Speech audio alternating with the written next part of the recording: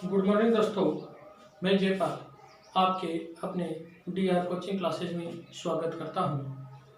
दोस्तों, आज हम बहुत ही महत्वपूर्ण टॉपिक के बारे में बात करने जा रहे हैं, जो कि कल 10वीं कक्षा का मैथ का पेपर होने वाला है, जिसमें बहुत ही महत्वपूर्ण प्रश्न आज मैं आपको बताने वाला हूं, जिसमें से 80 में से आपके कम से कम 60 नंबर का काम पक्का आएगा।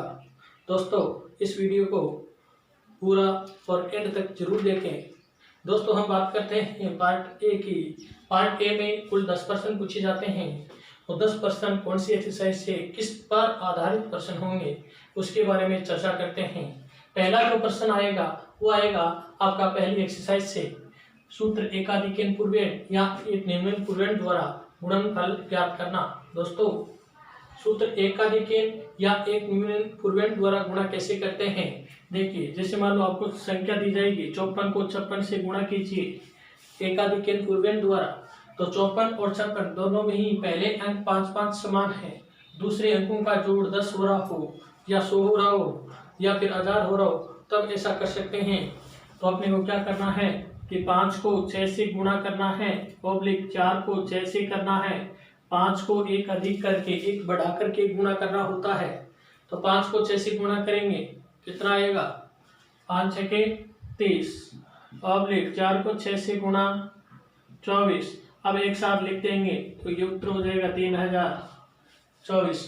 दोस्तों, सूत्र एक निम्न पूर्वेण में एक संख्या है वो आपको निश्चित रूप से 9 अंक दिए जाएंगे, अर्थात जिसमें 9 ही 9 अंक होंगे। दोस्तों, इसमें जैसे उदाहरण की बात करें तो आपको मिलेगा कि 54 को 99 से गुणा कीजिए, तो एक संख्या इसमें 99 अंकों की होगी, अर्थात जिसमें 9 ही 9 होंगे और दूसरी संख्या कोई भी हो सकती है।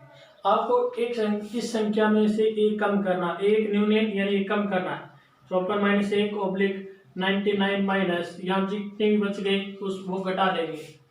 तो 54 में से 1 गया 53 और 9 में से 3 गया 6, 9 में से 5 गया 4। अब इसको सीधे आंसर के रूप में लिख देंगे, ये 200 आंसर होगा। जो प्रश्न नंबर 2 है वो आता है वैदिक विधि द्वारा वर्ग या घनफल ज्ञात करना। वैदिक विधि द्वारा वर्ग या घनफल ज्ञात करना। दोस्तों, इन दोनों की सूत्र आपको ध्यान में रखना है। दोनों ही प्रश्नों में से कोई एक प्रश्न आपको बोर्ड एग्जाम में जरूर पूछेगा। आपको कह दिया जाएगा वैदिक विधि द्वारा 45 का वर्ग ज्ञात करो या 408 का घनफल ज्ञात करो, तो सूत्र निकलन को ध्यान में रखें। वर्ग के लिए सूत्र होता है उपादान अंक कोष्ठक संख्या प्लस विचलन ऑब्लिक विचलन सुपर। तो दोस्तों, ये दोनों ही सूत्र आपको ध्यान में रखना है, बहुत ही महत्वपूर्ण है। क्वेश्चन नंबर 3, सामान्य संख्याओं का छेद या एलसीएम पूछा जा सकता है या फिर शांत या अशांत पर आधारित प्रश्न होगा। बोर्ड प्रश्न नंबर 3 मिलेगा, बोर्ड प्रश्न पत्र में प्रश्न क्रमांक नंबर 3, जो कि किससे पूछा जाएगा, सामान्य संख्याओं का छेद या एलसीएम ज्ञात करना या फिर शांत या अशांत ज्ञात करना। जैसे आपको पूछ लेगा कि 54 और 60 का अक्षेप बताओ, तो सिंपल प्रश्न हो जाएगा, अक्षेप ज्ञात करना और एलसीएम ज्ञात करना। मैं आशा करता हूं आप अच्छी तरह से जानते हैं। शांत या अशांत संख्या, जैसे एक संख्या दे दी गई 3/8, बताइए कि दशमलव प्रसाद शांत है या अशांत है। तो इस कंडीशन में सदैव हर के अभाज्य गुणनखंड करने होंगे। हर के अभाज्य गुणनखंड क्या होते हैं, यहाँ 3/2 की घात 3।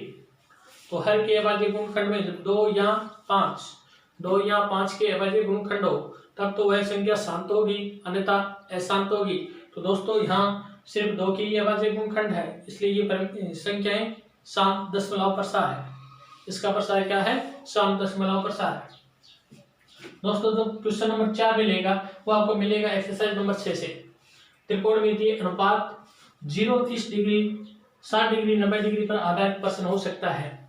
आपको सिंपल एक मान ज्ञात करना पूछ जाएगा कि sine cube 30 plus cos square 45 का मान ज्ञात कीजिए। तो इस प्रकार से कोई भी क्वेश्चन आपको बना के दिया जा सकता है। ध्यान रहे, टेबल को बहुत ध्यान पूर्वक सीखना है। आपको टेबल को ध्यान रखना है, जाते ही परीक्षा कक्ष में आप रफ कार्य के रूप में एक टेबल बना लें जो कि आपकी बहुत ही महत्वपूर्ण होने वाली है। ये टेबल आपको इस प्रश्न भी काम आएगी और एक्सरसाइज 8 का जो प्रश्न करेंगे उसमें बहुत ही महत्वपूर्ण भूमिका निभाएगी। इसलिए दोस्तों टेबल को याद रखना बहुत जरूरी है। इसमें सिंपली मान रख दिए जाएंगे। sin 30 का मान 1/2 होता है तो 1/2 की घात 3 और cos 45 का मान 1/√2 का होल स्क्वायर। फिर इसके मान ज्ञात कर लिए जाएंगे। 1/2 की घात 3 का मान 1/8 और 1/√2 का वर्ग 1/2। इसका एलसीएम लेंगे और इसको हल करेंगे। 8 और 2 का एलसीएम 8। 8 में 8 की भाग 1 बार और 1 को 1 से गुणा करेंगे 1 प्लस का चिन्ह 2 का भाग 8 में 4 बार और 4 को 1 से गुणा करेंगे 4। तो कितना आ गया 5/8। इस प्रकार से इस प्रश्न को सोल्व करना होता है। क्वेश्चन नंबर जो 5 मिलेगा वो मिलेगा आपको बिंदु पथ यानी एक्सरसाइज नंबर 10 से। एक्सरसाइज नंबर 10 से जो प्रश्न मिलने वाला है वो हो सकता है बिंदु पथ की परिभाषा पूछी जा सके या फिर 10.1 और 10.2 पर आधारित प्रमेय जो प्रमेय है उस पर आधारित प्रश्न पूछिएगा। 10.1 पर आधारित प्रमेय क्या होती है कि दो बिंदु से समदुष्ट बिंदु का बिंदु पथ क्या होता है। दो बिंदु दिए जाएंगे उससे समदुष्ट बिंदु का बिंदु पथ पूछे तो इसका मतलब हुआ कि उनको मिलाने वाली रेखा के लंबवर्धक होता है। या फिर 10.2 पर आधारित प्रमेय है वो प्रमेय है कि दो प्रतिच्छेदित रेखाओं से समदुष्ट बिंदु का बिंदु पथ क्या होता है। दो प्रतिच्छेदित बिंदुओं से या दो प्रतिच्छेदित रेखाओं से दो रेखाओं से समान दूरी पर अर्थात दो रेखाओं से समान दूरी पर स्थित बिंदु का बिंदु पथ क्या होता है। तो दो रेखाएं दोस्तों या तो समांतर भी हो सकती है या फिर ये रेखाएं एक दूसरे को प्रतिच्छेदित करती जाए हो सकती हैं। जब समांतर हो तो समांतर रेखाओं से समदुष्ट बिंदु का बिंदु पथ उनके मध्य एक समांतर रेखा होगी जबकि जब रेखाएं प्रतिच्छेद करती हुई हो तब उसका बिंदु पथ उन दोनों रेखाओं के मध्य बनने वाले कोण के लंबवर्धक पर होगा। उन दोनों रेखाओं द्वारा बने कोण के लंबवर्धक होगा। तो दोस्तों इस प्रश्न को बहुत ही महत्वपूर्ण प्रश्न है और डायग्राम देके यदि आप उत्तर बताते हो तो इसका प्रश्न के अच्छे अंक आने की संभावना है। लुढ़कते हुए पहिए का बिंदु पथ एक वृत्त होगा। इस पर आधारित प्रश्न सिंपल क्वेश्चन पूछे जा सकते हैं कि पहिया ये घूम रहा है फैन, तो फैन का बिंदु पथ क्या होगा तो एक वृत्ताकार होगा। तो इस प्रकार के छोटे छोटे प्रश्न हैं बिंदु पथ वो 10.1 प्रश्न एक्सरसाइज और को जरूर देखें और विविध के एक्सरसाइज के प्रश्न नंबर 10 से 12 प्रश्न हैं न्यू टाइप जो कि एबीसीडी के रूप में आपको बहुविकल्पी पे प्रश्न दे रखे हैं उनको एक बार अवश्य पढ़ लें। दोस्तों अगला जो क्वेश्चन नंबर 6 है, क्वेश्चन नंबर 6 समरूपता संबंधित आएगा। समरूपता में क्या दिया जाएगा आपको थेस प्रमेय यानी कि आधारभूत समानुपाती प्रमेय पर आधारित या फिर दो समरूप त्रिभुज और उनकी भुजाओं के वर्ग के समानुपाती होता है पर आधारित प्रश्न होंगे।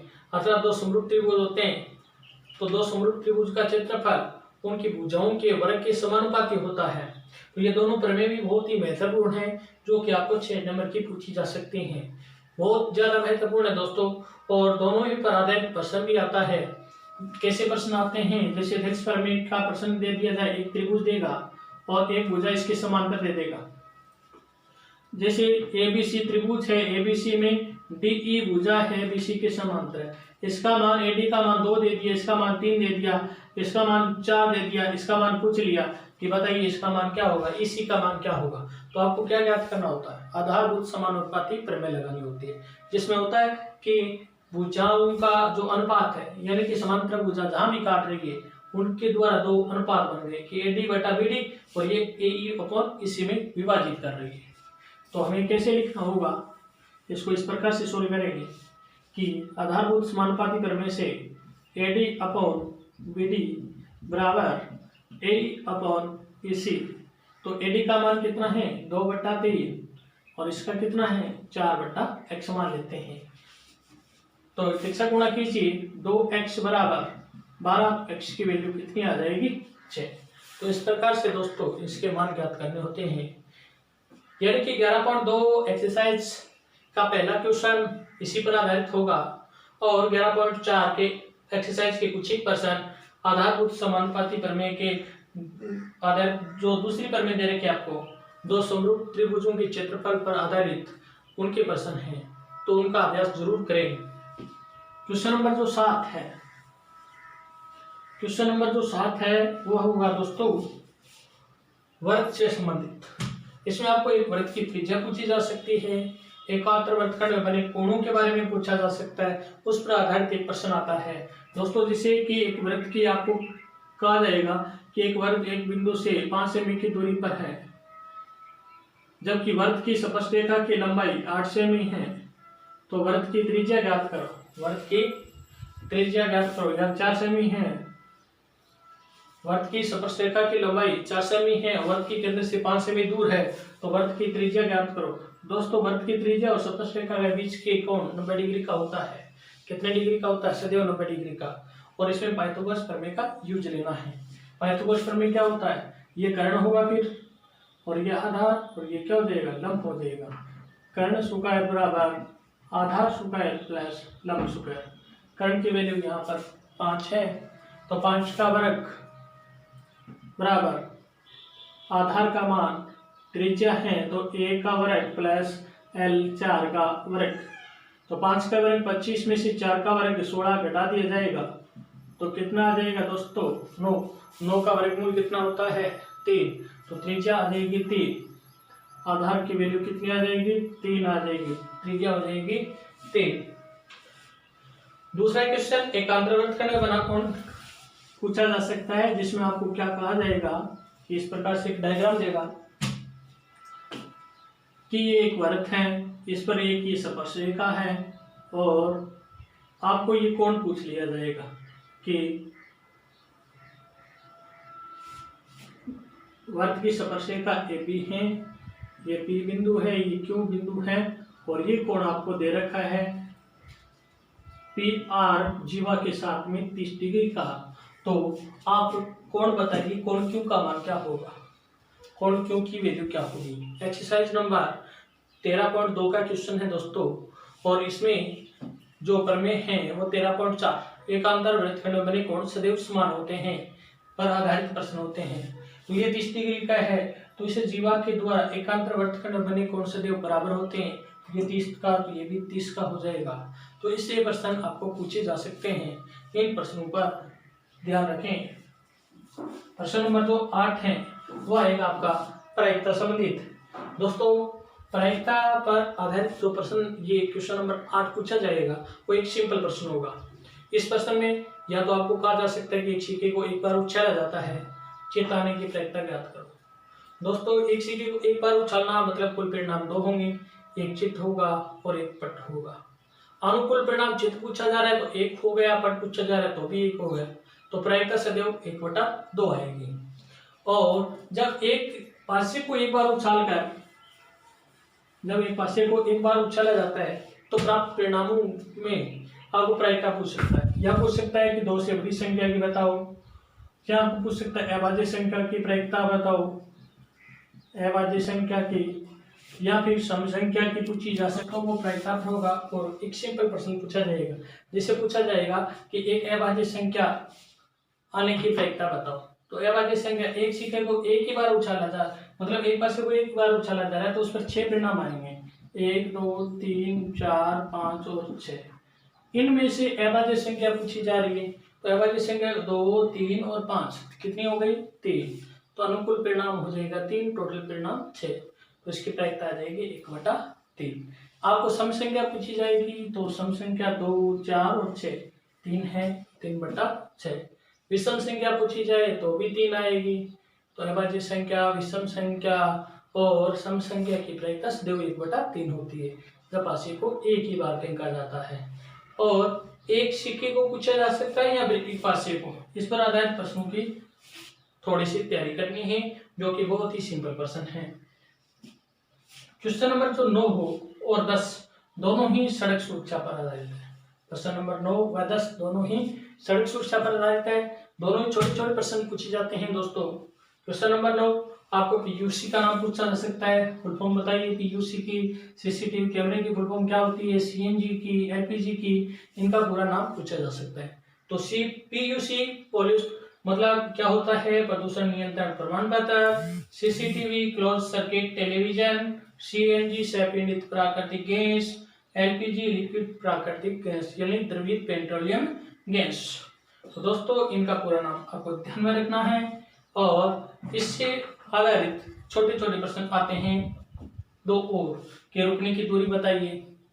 रुकने की दूरी का समीकरण क्या होता है, रुकने की दूरी का समीकरण होता है दोस्तों रुकने की दूरी बराबर कुल रुकने की दूरी बराबर रुकने की दूरी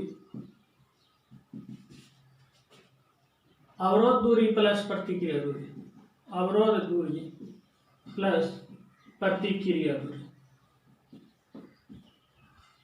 यह होता है दोस्तों। सिंपल समीकरण भी पूछा जा सकता है आपको कि इसका समीकरण बताइए, तो अवरोध दूरी और प्रतिक्रिया दूरी का जोड़ है वो होता है रुकने की दूरी।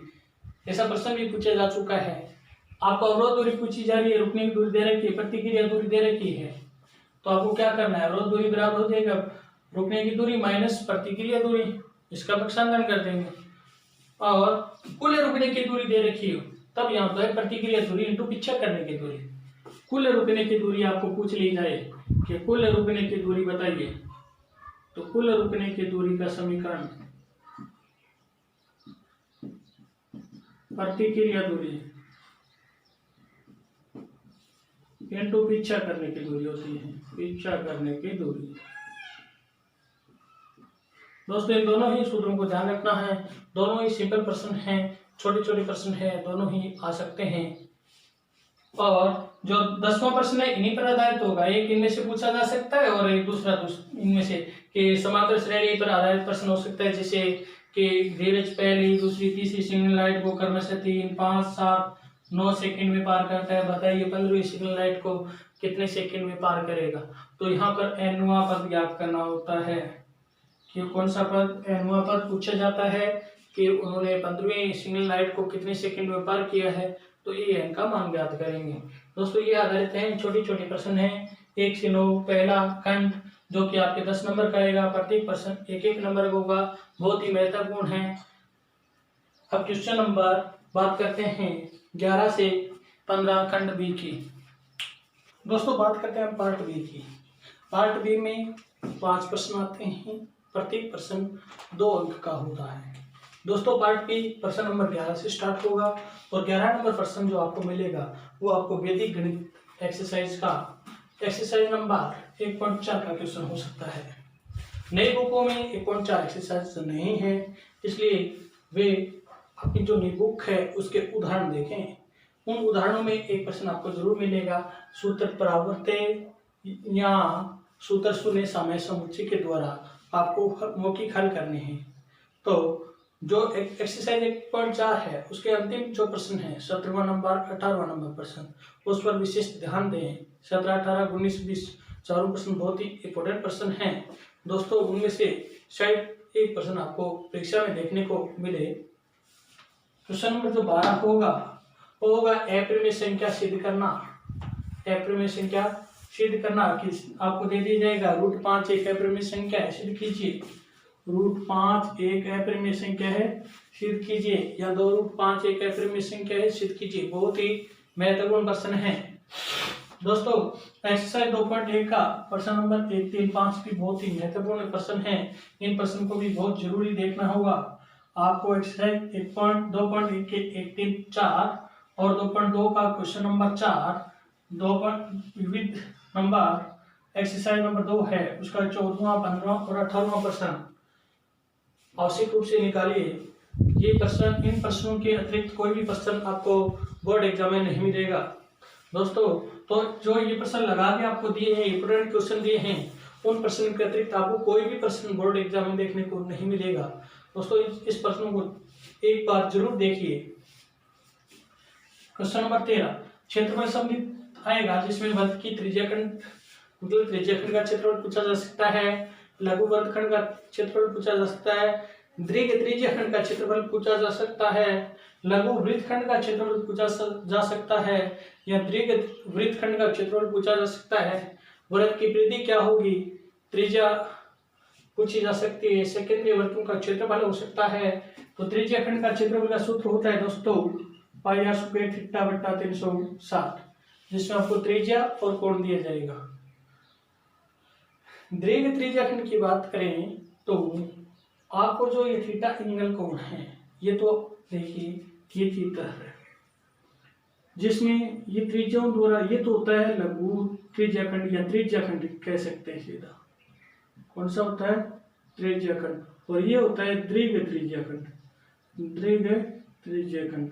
तो दीर्घ त्रिज्या खंड पूछा जाए तो वृत्त के क्षेत्रफल में से त्रिज्या खंड का क्षेत्रफल घटा दीजिए, या फिर आप थीटा के स्थान पर 360 माइनस थीटा ले लो, 360 माइनस है थीटा, तो यह हो जाएगा दीर्घ त्रिज्या खंड का क्षेत्रफल। दोस्तों लघु वृत्तखंड का क्षेत्रफल का सूत्र होता है पाई आर स्क्वायर थीटा बटा 360 माइनस आर स्क्वायर बटा 2 साइन थीटा। लघु वृत्तखंड का क्षेत्रफल पूछा जाए तो ये होगा लघु वृत्तखंड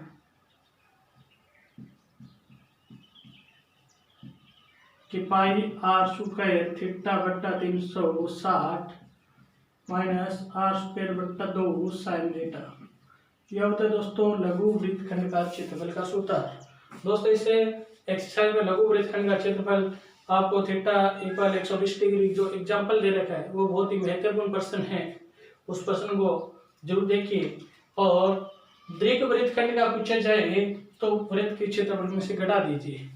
दोस्तों ये होता है लघु वृत्तखंड, ये लघु वृत्तखंड है और ये दीर्घ वृत्तखंड है, ये दीर्घ वृत्तखंड है। तो दीर्घ वृत्तखंड का क्या हो जाएगा, लघु वृत्तखंड घटा देंगे वृत्त के क्षेत्रफल में से।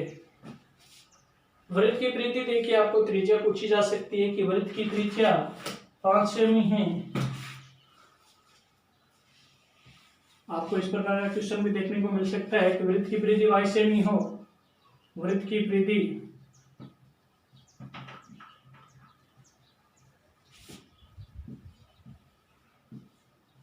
22 cm, तो त्रिज्या ज्ञात करो।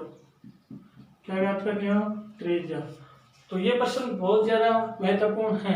या अर्धवृत्त का जो क्षेत्रफल है वो दिया जाए और क्षेत्रफल पूछ लिया जाए, वृत्त का क्षेत्रफल पूछ ले, त्रिज्या पूछ ली जाए, तो आपको दोस्तों उन दोनों के सूत्र ध्यान में रखना है।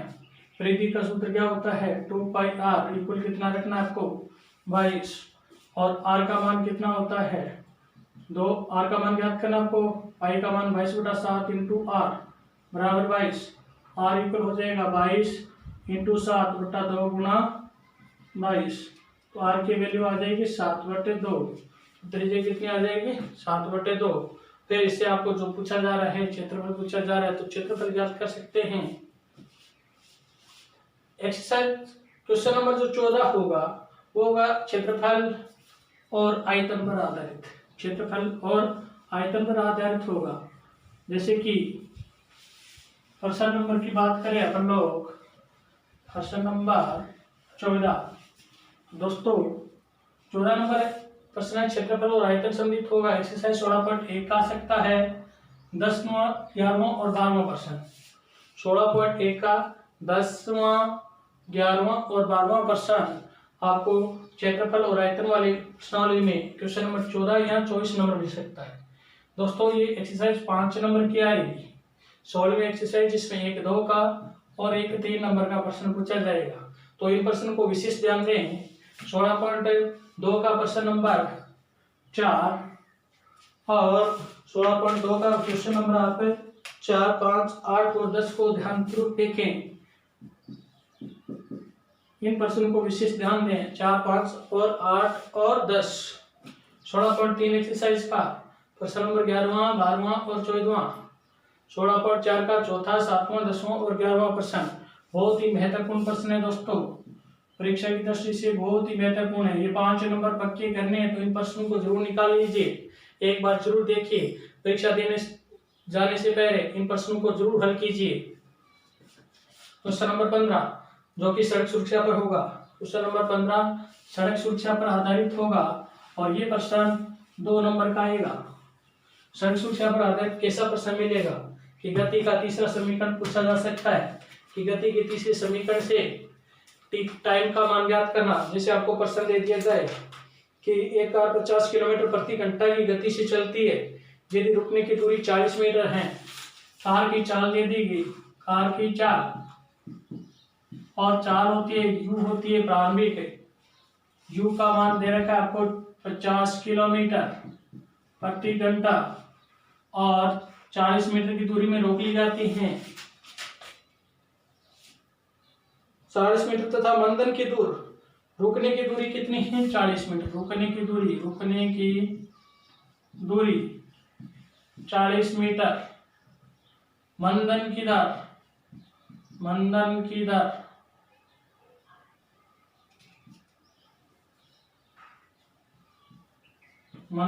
दर 4.4। तो पहुंचने का समय ज्ञात करना है, समय आपको ज्ञात करना है। दोस्तों ये प्रश्न बहुत ही महत्वपूर्ण प्रश्न है। इसमें ये गति का तीसरा जो समीकरण है वो यूज में लिया जाएगा। तो v का मान तो क्या रहेगा इसमें 0, v बराबर u माइनस AT। तो v का मान 0, u का मान कितना है 50 किलोमीटर प्रति घंटा है। दोस्तों आपको मीटर प्रति सेकंड में बदलना है इसको, क्योंकि ये मीटर में है और ये भी मीटर प्रति सेकंड स्क्वायर है मंदन की तरह। तो आपको ये सारे मात्रक मीटर में ही चेंज करने हैं। तो 50 किलोमीटर को मीटर में बदलेंगे तो 50 इंटू 1000 बटा 3600 का भाग दे देंगे, क्योंकि 1 किलोमीटर में 1000 मीटर होते हैं और सेकंड 1 घंटा में 60 इंटू 60 3600। माइनस ए का मान आपको दिया हुआ है, त्वरण 4.4 और टी टाइम ज्ञात करना है। दोस्तों ये 4.4 टी इस साइड लेके आएंगे तो किसका हो जाएगा प्लस का, पक्षांतर करेंगे तो बराबर 20 से 2 0 और ये 5 और यहाँ 18 से 9 और 25 तो 125 बटे 9। तो v का मान आपको दे रखा है 0, u का मान 50 क्या था आपका u 50 किलोमीटर प्रति घंटा था, इसको मीटर प्रति सेकंड में चेंज किया, कितना है 125 बटा 9। और टी टाइम का मान आपको ज्ञात करना था और ये त्वरण है जो मंदन है वो दे रखा है 4.4। इसका पक्षांतरण किया तो ये हो गया प्लस, और टी का मान ज्ञात करेंगे तो 4.4 का आ जाएगा भाग में, तो 125 में 9 इंटू 4.4 का भाग दे दो, टी बराबर आ जाएगा 3 सेकंड लगभग। जब 9 को 4.4 से गुना करेंगे तो ये आएगा 39 पॉइंट समथिंग आएगा, 39.6 आएगा। 39.6 का भाग देंगे 125 में तो 3.16 के आसपास आता है, तो 3 सेकंड ही आंसर माना जाएगा। तो लगभग कितने सेकंड हो जाएंगे 3 सेकंड। या फिर आपको ये पूछा जा सकता है कैमरे या पोल के चारों ओर अदिश वृत्त का क्षेत्रफल ज्ञात करें। दोस्तों ये लैंग्वेज को ध्यानपूर्वक पढ़िए, ये दोस्तों प्रश्न गलत फुट ज्यादा होते हैं, तो इन प्रश्नों को ध्यानपूर्वक अध्ययन करना है। आपको दिया जाएगा कि पोल है वो भूमि से 5 मीटर की ऊंचाई पर है और ये पोल भूमि से 4 मीटर की दूरी पर स्थित एक बिंदु से 30 डिग्री का कोण बनाता है। या फिर कैमरे का अवनमन कोण दिया जा सकता है कि कैमरे का कोण ये है। तो आपको ये पूछा जा सकता है एक तो पोल के चारों ओर अदिश वृत्त का क्षेत्रफल। दोस्तों तो पोल तो ये है और इस पोल के चारों ओर अदिश वृत्त का क्षेत्रफल पूछा जाए तो ये अदिश वृत्त का क्षेत्रफल होगा पोल के चारों ओर का। तो इसमें त्रिज्या ये काम में ली जाएगी, जो आधार है वही त्रिज्या आएगी। जब बात की जा रही है किसकी, पोल की, पोल के चारों ओर का क्षेत्रफल, तो आधार त्रिज्या होगी, आधार को त्रिज्या माने। त्रिज्या किसको मानना है, आधार को। और जब कैमरे की बात की जाए, कैमरे के चारों ओर का क्षेत्रफल, तब कर्ण को त्रिज्या माननी है। कर्ण को त्रिज्या मानकर प्रश्न हल करना है। कैमरे के चारों ओर का यशस्वी वृत्त का क्षेत्रफल पूछा जा रहा है, तो कर्ण को सदैव त्रिज्या माननी है और कर्ण के चारों ओर का जो यशस्वी वृत्त का क्षेत्रफल आएगा वही अभिष्ट क्षेत्रफल होगा। तो दोस्तों ध्यान रखें, आपको वो प्रश्न देगा वो कैमरे के चारों ओर या आपको कहेगा पोल के चारों ओर का यशस्वी वृत्त का क्षेत्रफल ज्ञात करें, तो वहां चारों ओर किसका नाम दे रहा है, कैमरे का या फिर पोल का। उन प्रश्नों को ध्यानपूर्वक पढ़ना है। दोस्तों बात करते हैं पार्ट सी की। अब हम बात करते हैं पार्ट सी, पार्ट नंबर 3 सी, जो कि प्रत्येक प्रश्न 3 नंबर के होंगे और इस पार्ट में आपको 10 प्रश्न पूछे जाएंगे। पार्ट सी में प्रत्येक प्रश्न 3 अंक के होंगे और टोटल 10 प्रश्न पूछे जाएंगे। बोर्ड प्रश्न पत्र में प्रश्न क्रमांक नंबर 16 से पार्ट सी स्टार्ट होगा और सी पार्ट में प्रश्न नंबर 16 है वो बहुपद एक्सरसाइज नंबर 3 से आना है और इस एक्सरसाइज से क्वेश्चन नंबर आपको 3.1 का तीसरा प्रश्न बहुत ही महत्वपूर्ण है। उदाहरण नंबर 5 बचे जिसमें 6 नंबर प्रश्न, एग्जाम्पल नंबर 6, √5/3 माइनस √5/3 शून्य दे रखे अन्य शून्य ज्ञात करना, बहुत ही इंपॉर्टेंट क्वेश्चन है दोस्तों। और 3.2 का क्वेश्चन नंबर 4 जो कि बहुपद g(x) ज्ञात करना है, ये भी बहुत ज्यादा महत्वपूर्ण प्रश्न है दोस्तों। एक्सरसाइज 3.3 का दूसरे का 10वां प्रश्न जिसे गुणनखंड विधि द्वारा हल करना है, इंपॉर्टेंट क्वेश्चन है। और 3.5 का दूसरा और 5वां प्रश्न बहुत ज्यादा इंपॉर्टेंट है दोस्तों। इन प्रश्नों में से एक प्रश्न लगभग आपके आ जाएगा। विविध एक्सरसाइज की जो लास्ट वाले क्वेश्चन हैं उनको देख सकते हो। और क्वेश्चन नंबर 17 जो कि समांतर श्रेणी पर आधारित होगा और ये समांतर श्रेणी पर आधारित प्रश्न एक्सरसाइज 5.2 का प्रश्न नंबर 3, 5, 10 में से या उदाहरण नंबर 17 का हो सकता है या फिर 5.3 का प्रश्न नंबर 4 और 7 बहुत मोस्ट हैं। विविध एक्सरसाइज का प्रश्न नंबर 12, 13, 14 और 15 बोर्ड एग्जाम की दृष्टि से बहुत ज्यादा महत्वपूर्ण है दोस्तों। इन प्रश्नों को परीक्षा देने जाने से पहले जरूर देखी जाए। जो प्रश्न आपको लगाए के दिए जा रहे हैं इनमें से लगभग 90% प्रश्न आने की पूरी संभावना है दोस्तों। वीडियो को पूरा देखें, अंत तक देखें, बीच में स्किप करके वीडियो को मत देखिए। Question number 18, question number 18 exercise number 8 से आना है जो कि प्रश्न नंबर 3 अंक का होगा। ये उदाहरण नंबर 6 और 8 प्रश्न नंबर एक्सरसाइज के 12वां, 16वां, 18वां, 19वां, 26वां और 28वें में से हो सकता है। एक्सरसाइज नंबर 8 का ये प्रश्न है ऊंचाई और दूरी पर आधारित, ऊंचाई एवं दूरी नामक जो एक्सरसाइज है एक्सरसाइज नंबर 8 उसमें से आने की संभावना है दोस्तों। क्वेश्चन नंबर 19 यहाँ फिर 29, ये क्योंकि प्रश्न 3 नंबर का भी आता है, एक्सरसाइज 6 का भी आता है और ये फिक्स क्वेश्चन नहीं होता कौन सी से 3 का पूछा जा रहा है कौन सी से 6 का पूछा जा रहा है दोस्तों। दोनों ही महत्वपूर्ण है, हो सकता है आपके 3 का भी पूछ लिया जाए 6 का भी पूछ लिया जाए, तो ये इंपॉर्टेंट क्वेश्चन है दोनों ही दृष्टि से। 3 का भी पूछा जा सकता है और 6 का भी पूछा जा सकता है। 10.1 का दूसरा, 7वां और 8वां। 10.1 प्रश्नावली का 2 नंबर, 7 नंबर, 8 नंबर प्रश्न। 10.2 का पहला, चौथा और 5वां प्रश्न। उदाहरण नंबर 10.2 से पहले वाले जो एग्जाम्पल हैं समबाहु त्रिभुज सिद्ध करना, समद्विबाहु त्रिभुज सिद्ध करना, 2-3 उदाहरण हैं वो ध्यानपूर्वक देखना है। 3 ही एग्जाम्पल है दोस्तों। और 10.6 पर में बहुत ज्यादा महत्वपूर्ण है, इन प्रश्नों को देखना है। ये आपके एक्सरसाइज 9 नंबर की भी हो सकती है।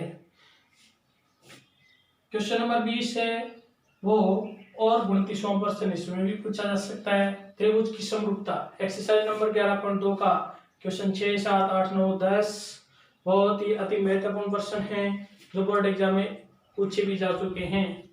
क्वेश्चन एक्सरसाइज 11.3 का 12वां, 13वां और 15वां प्रश्न। 12वां, 13वां, 15वां प्रश्न दोस्तों। 12वां प्रश्न बहुत महत्वपूर्ण है, परीक्षा की दृष्टि से बहुत ही महत्वपूर्ण प्रश्न है।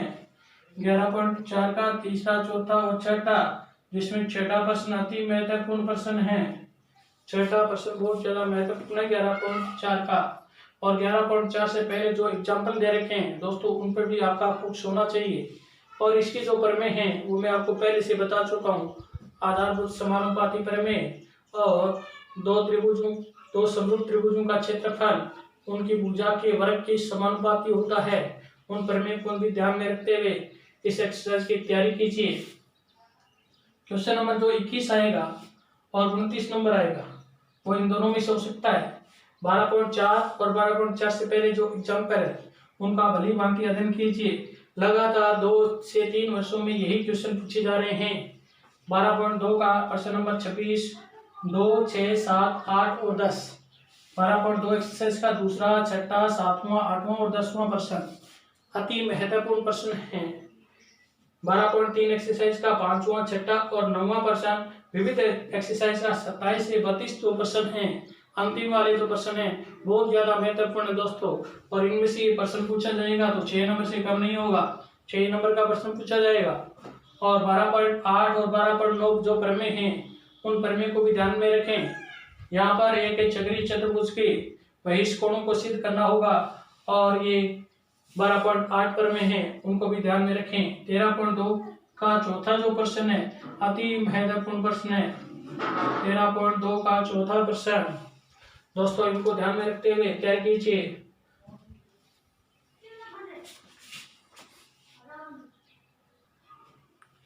क्वेश्चन नंबर 22 नंबर प्रश्न जो पार्ट 3 का होगा वो होगा रचना पर आधारित।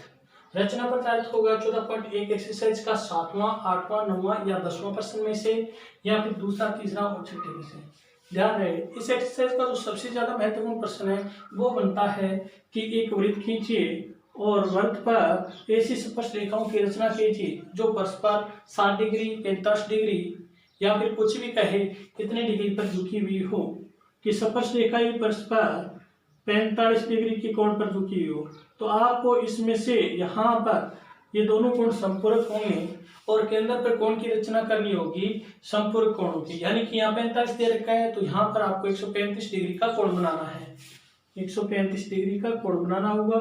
यहाँ पर एक 90 डिग्री का, यहाँ 90 डिग्री का कोण बनाएंगे तो एक स्पर्श रेखाओं की रचना प्राप्त होगी आपको।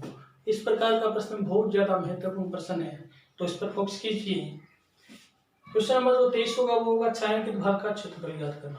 क्वेश्चन नंबर 23 छायांकित भाग का क्षेत्रफल ज्ञात करना। छायांकित भाग के क्षेत्रफल में उदाहरण नंबर 12 एक्सरसाइज नंबर 15 में से उदाहरण नंबर 15.3 का प्रश्न नंबर 7, 8 और 9 जो प्रश्न दे रखे हैं जिनमें छायांकित भाग बनाया गया है उन प्रश्नों का अभ्यास कीजिए। उनमें से ही प्रश्न आने की संभावना है दोस्तों। क्वेश्चन नंबर 24 और 14 में आपको पहले ही बता चुका हूं कि कहां से आना है, एक्सरसाइज नंबर 16 से आएंगे। एक्सरसाइज नंबर 16 से 24वां और 14वां दोनों प्रश्न वहां से उठने हैं। क्वेश्चन नंबर 25 प्रायिकता का प्रश्न जो पहले प्रश्न आया था क्वेश्चन नंबर 8 वो 1 नंबर का था और यहाँ आएगा वो 3 नंबर का आएगा।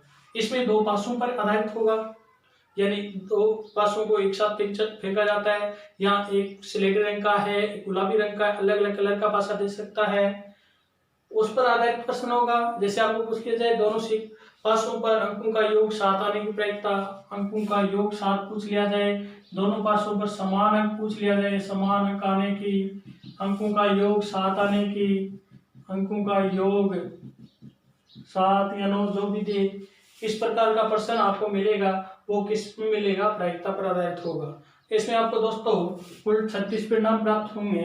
टोटल कितने परिणाम होंगे? 36 परिणाम। ध्यान रहे इस एक्सरसाइज का प्रश्न आप मेरे YouTube channel DR coaching classes का जो यूट्यूब चैनल है उसमें जाकर के आपको प्रायिकता नाम की एक्सरसाइज मिल जाएगी। उसके अलावा कोई प्रश्न नहीं आएगा। आप देख लीजिए इस प्रायिकता का प्रश्न लगभग पौने घंटा की क्लास होनी चाहिए। इस क्लास का जो प्रश्न का पूरा वीडियो देखोगे उसके अतिरिक्त कोई प्रश्न नहीं आएगा। क्वेश्चन नंबर 26 ग्राफ पर आधारित है दोस्तों। एक्स अक्ष या वाई अक्ष के साथ बनने वाले त्रिभुज पटल को छायांकित करना। तो इसका प्रश्न नंबर 4.1 का 5वां प्रश्न या 4.2 का दूसरा प्रश्न दे सकते हो। और इसको भी मैंने मेरे यूट्यूब चैनल पर डीआर कोचिंग क्लासेज में आप देख सकते हो। जिसमें बहुत ही अच्छी प्रकार से समझाया गया है कि ग्राफ एक्स एक्स को काटता है तो त्रिभुज पटल किस प्रकार से बनेगा, वाई एक्स जब काटता है तो त्रिभुज पटल किस प्रकार से बनेगा, उसको छायांकित करना होता है, फिर उसके निर्देशांक लिखने होते हैं, और एक्स एक्स को जब काटता है तो कहाँ कहाँ काटता है, ये सारी बातें मैंने मेरे YouTube channel DR coaching classes में जो वीडियो अपलोड किया गया है उसमें बताई है। दोस्तों उस वीडियो को जरूर देखिए, क्योंकि ये प्रश्न 6 नंबर का आएगा। पार्ट डी स्टार्ट हो जाएगा यहाँ से, और ये प्रश्न पूरे के पूरे 6 नंबर के होंगे। दोस्तों ये 5 प्रश्न बहुत ही महत्वपूर्ण है, इन 5 प्रश्नों को करना बहुत ही जरूरी है। क्वेश्चन नंबर जो 27 है वो आएगा निर्देशांक ज्यामिति पर। दोस्तों मेरे YouTube चैनल पर इसमें ये एक्सरसाइज भी डाली हुई है निर्देशांक ज्यामिति, जिसमें बहुत ही महत्वपूर्ण और इम्पोर्टेंट क्वेश्चन ही करवाए गए हैं। तो दोस्तों ये जो YouTube चैनल है उसको जरूर देखिए, और इसमें आपको 6 नंबर का कार्य यहाँ से आपको देखने को मिलेगा, और 6 नंबर यहाँ से मिलेंगे, 12 नंबर के तो यहीं से मिल जाएंगे। दोस्तों क्वेश्चन नंबर जो 28 होगा वो त्रिकोणमिति सर्वसम्मिका पर आधारित होगा। इसका एक्सरसाइज 7.1 का प्रश्न नंबर पहला 16, 17, 29 और 30। 7.1 का पहला 16, 17, 29 और 30 तथा उदाहरण नंबर 4, 7वां, 11वां और 12वां में से मिलेगा। दोस्तों प्रश्न नंबर 29 आएगा वो ज्यामिति का है, और ज्यामिति का एक्सरसाइज 10, 11 और 12 के जो प्रश्नों की पहले बात कर चुके हैं उन्हीं में से प्रश्न ये आने हैं। दोस्तों प्रश्न नंबर जो 30 होगा वो होगा सांख्यिकी का, एक्सरसाइज नंबर 17 का। आपको माध्य, माध्यक और बहुलक में से कोई 2 पूछे जाएंगे, और ये भी मैंने YouTube चैनल पर सांख्यिकी एक्सरसाइज नंबर 17 से डाल रखी हैं, जिसमें बहुलक ज्ञात करना है, माध्य ज्ञात करना है, माध्यक ज्ञात करना है, अलग अलग तीनों की दे रखे हैं, और जितने संभव प्रश्न उन पे बनते हैं वो सारे के सारे डाले हुए हैं। दोस्तों इसको भी जरूर देखिए, तो आपको यहाँ से ये तीनों YouTube वीडियो को जरूर देखिए, पूरा देखिए, और 18 नंबर आप यहाँ से प्राप्त कर लोगे। दोस्तों मैं आशा करता हूँ इस वीडियो को पूरा देखने के बाद में आपके 80 में से 70 नंबर कोई नहीं रोक सकता। 80 में से 70 नंबर कोई नहीं रोक सकता। आपके 80 में से 70 नंबर आने के पक्के चांस होंगे यदि आप 90 क्रॉस चले जाएंगे, अर्थात आप 90 क्रॉस चले जाएंगे। दोस्तों इस वीडियो को ध्यानपूर्वक और सभी को जरूर शेयर कीजिए, ताकि सभी विद्यार्थियों को ज़्यादा से ज़्यादा फायदा हो सके।